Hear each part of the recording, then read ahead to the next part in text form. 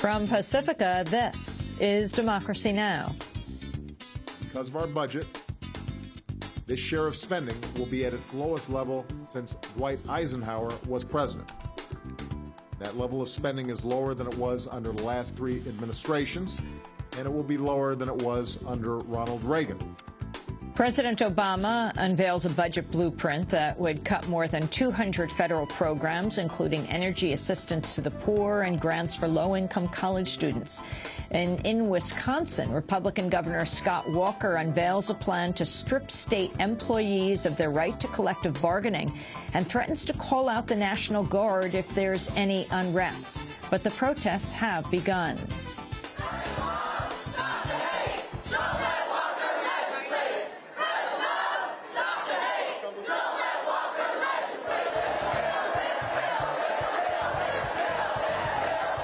Then, after an 18-year legal battle, a court in Ecuador has ruled Chevron must pay damages to residents for dumping billions of gallons of toxic waste into local rivers.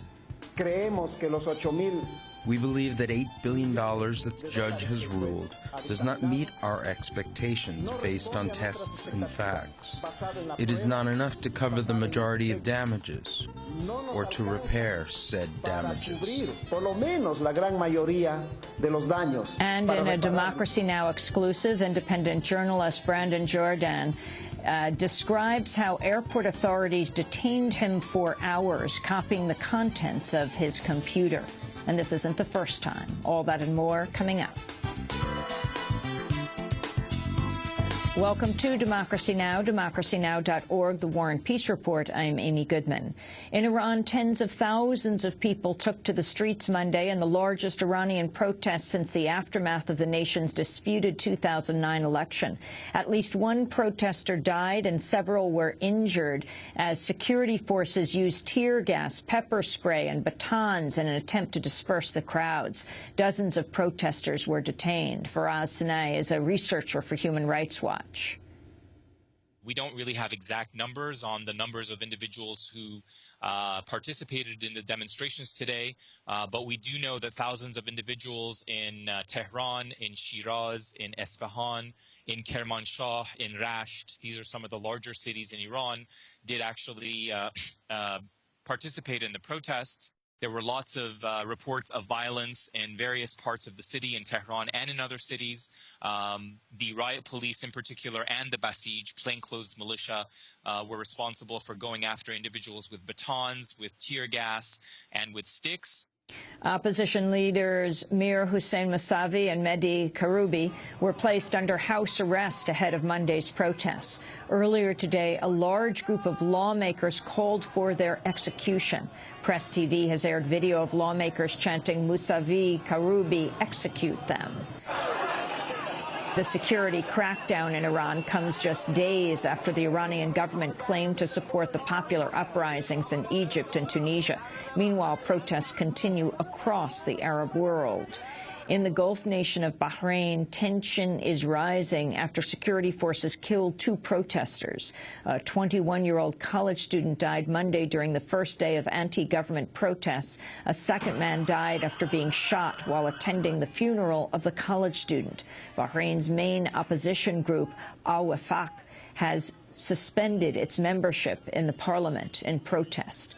Bahrain is the home of the U.S. Navy's 5th Fleet, making it a key strategic ally of the United States.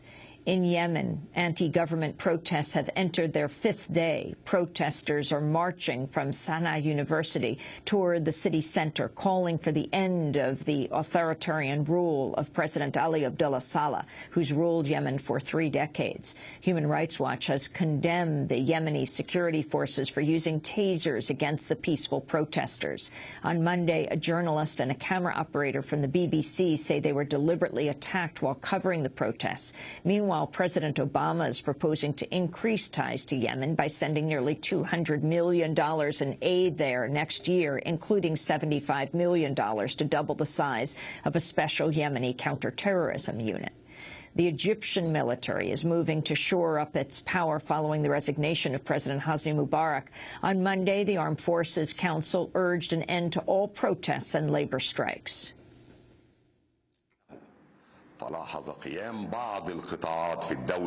But some groups in the country have continued to take a stand, hold strikes and protests, despite the return to normal life, at a time when the nation should unite to promote this positive progress and support the efforts of the Supreme Council of the Armed Forces to enable them to realize all the people's hopes and ambitions.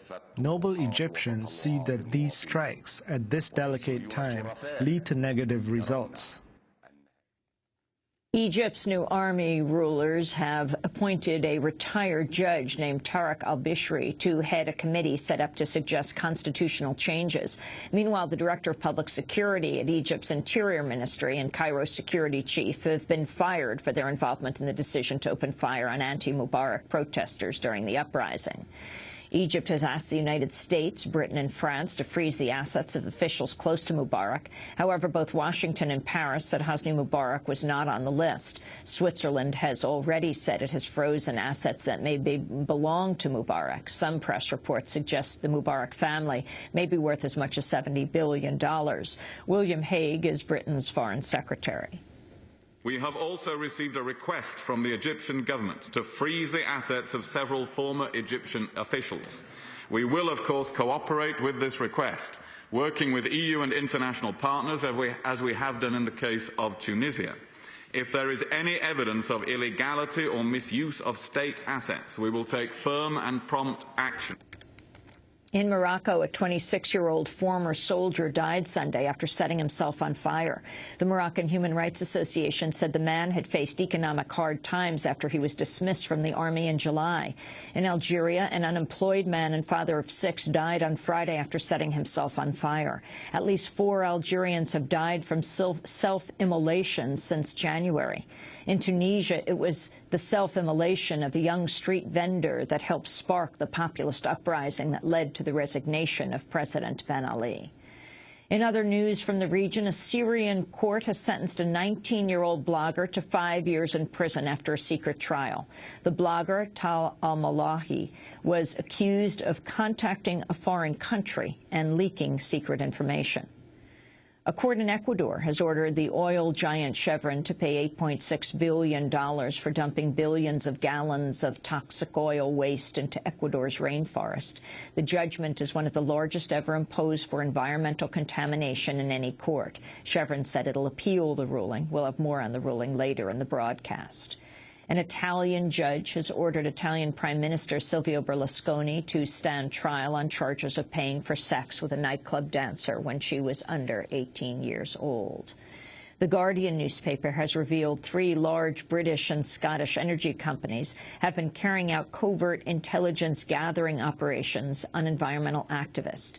Leaked documents show private security firms broke into the email accounts of activists, posed as activists on mailing lists, and infiltrated protest groups, including Rising Tide. The Israeli newspaper Haaretz is reporting the Israeli military has decided to build an army base in East Jerusalem beyond the pre-1967 war Green Line. The base construction is expected to spark international criticism. Israel has disputed Haaretz's report.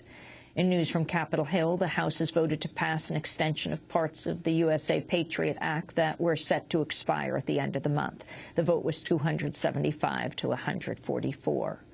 Former Agriculture Department employee Shirley Sherrod has sued conservative blogger Andrew Breitbart. Sherrod was forced out of her job after Breitbart posted a video clip that was deceptively edited to make it appear she was racist toward a white farmer. A friend of the alleged Army whistleblower Bradley Manning says the U.S. government's treatment of Manning amounts to torture. David House is one of the few people who've been allowed to visit Manning. He's being held at a Quantico military base in Virginia. This is David House.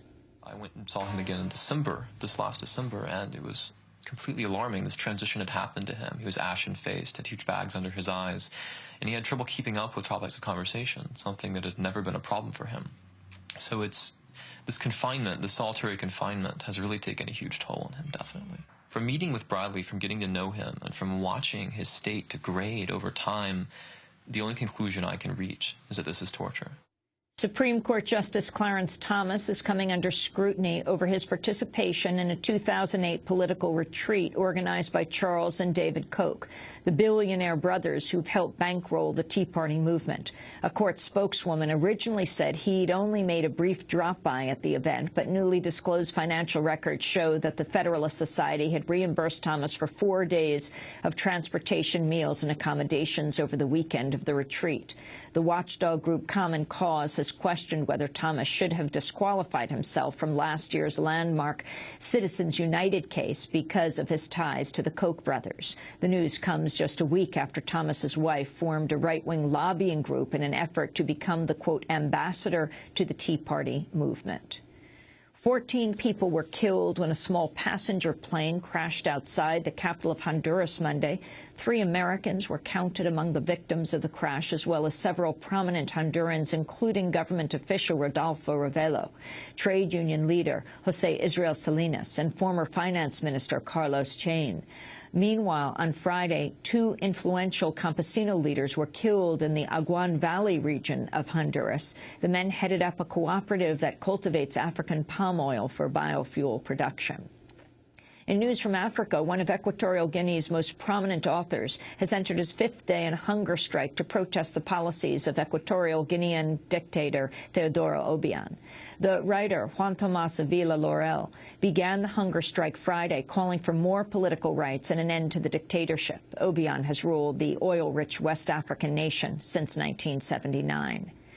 A class-action federal lawsuit has revealed that a former BP executive resigned in late 2009 because of concerns over the company's safety protocols in offshore drilling operations.